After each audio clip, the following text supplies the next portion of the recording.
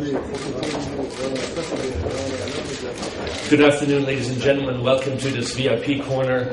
President Barroso just received the Prime Minister of the Republic of Montenegro, Mr. Igor Lukšić. Both gentlemen will make short introductory statements, and then there's time for a few questions. Mr. President, please. Thank you. Good afternoon, ladies and gentlemen. It was a pleasure to receive Prime Minister Lukšić in Brussels today, which I understand is his first foreign trip after his nomination as Prime Minister.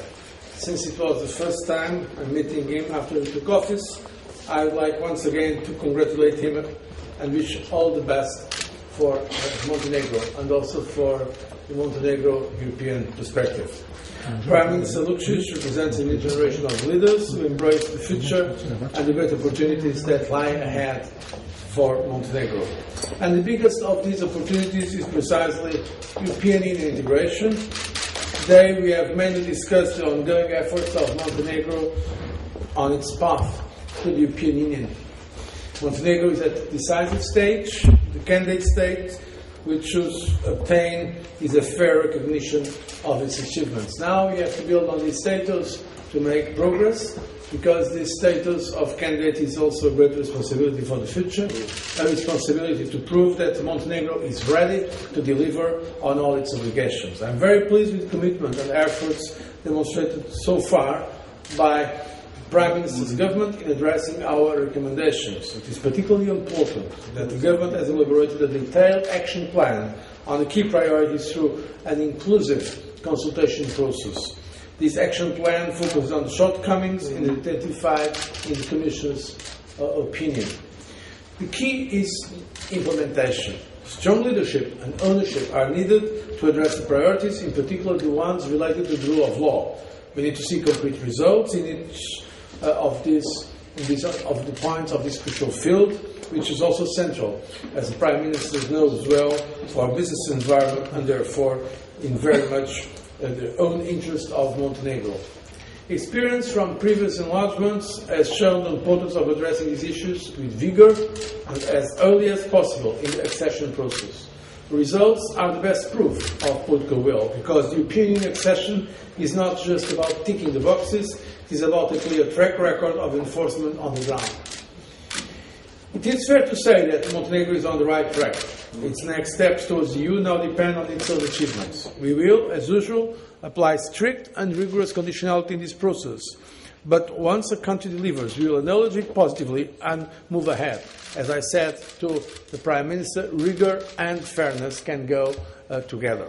I have therefore assured Prime Minister Lukšić that the Commission will continue to support Montenegro in all the stages of the enlargement process. And I'm convinced, Prime Minister, that with this European help, but of course mainly with the energy and talent of your people, your country will be able to take the rightful place within the European family. I thank you for coming to Brussels and to have the opportunity to discuss these issues with you.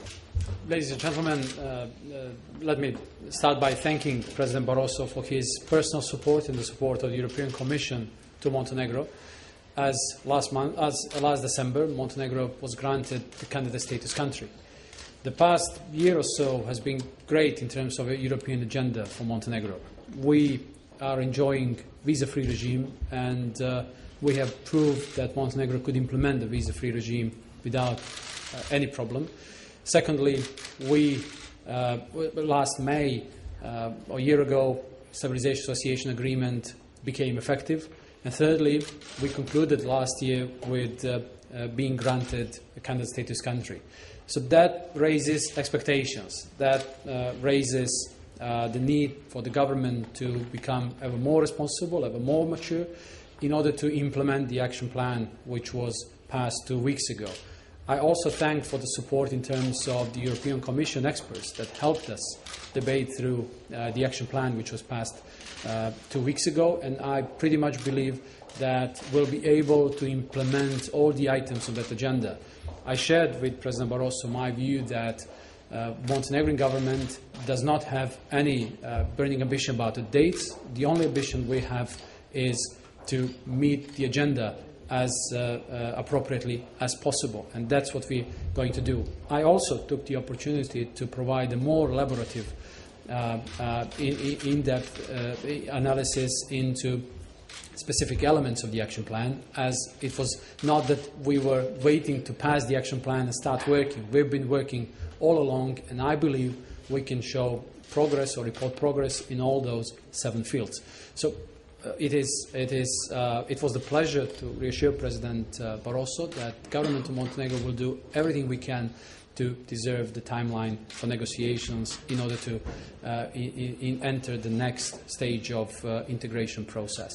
I also took the opportunity of presenting economic state of affairs of Montenegro, current economic state of affairs of Montenegro, which we shared with the European Commission through the economic and fiscal program, which was passed in January by the government and will be later on discussed with the ECOFIN.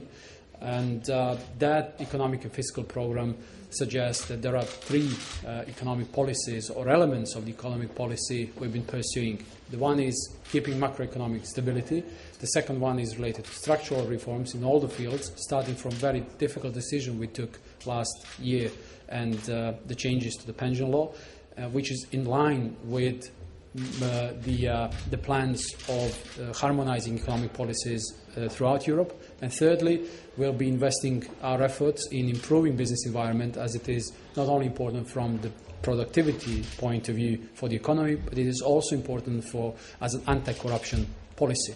So this was a great opportunity on the occasion of my first foreign policy activity to reassure President Barroso that the new Montenegrin government shares the strategic priorities, which is further European agenda, meaning meaning eventual accession to the EU, and also NATO agenda, which is also important task for the government. Thank you.